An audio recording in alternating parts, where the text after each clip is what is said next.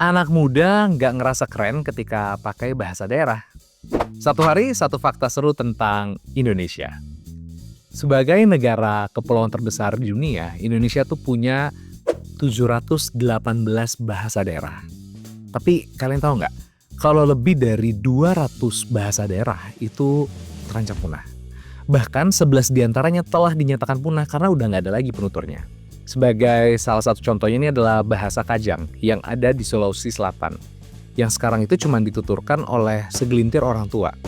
Karena generasi muda di daerah tersebut lebih milih menggunakan bahasa Indonesia atau bahasa asing lainnya. Bukan berarti kita nggak boleh belajar bahasa asing. Ya tapi kenapa sih kita kudu peduli dengan fakta ini? Well, karena bahasa adalah identitas budaya.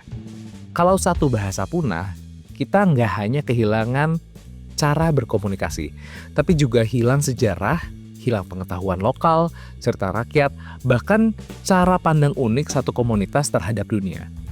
Ini tuh bahaya laten yang sering luput dari perhatian kita.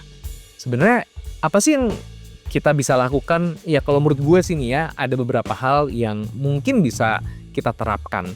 Mungkin nih kecil-kecil tapi mungkin bisa berperan besar untuk melestarikan bahasa daerah kita. Yang pertama, misal membiasakan diri untuk pakai bahasa daerah kita ketika berkomunikasi dengan keluarga atau teman dari daerah yang sama. Kedua, kita perlu menghilangkan stigma kalau berbicara dengan bahasa daerah di kota lain itu satu hal yang kayaknya norak atau memalukan. Ada banyak konten di media sosial yang mungkin digunakan hanya mungkin buat lucu-lucuan gitu ya. Kayak Dewan belajar logat Jaksel.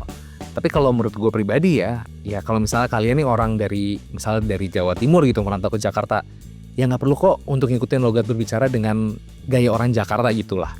Bangga aja pakai kemampuan berbahasa kalian dengan bahasa daerah kalian gitu. Jadi polyglot itu keren kok, jadi kenapa harus disembunyikan gitu. Harapan gue, kurikulum pendidikan di Indonesia ini juga bisa melihat bahaya laten dari potensi punahnya bahasa daerah.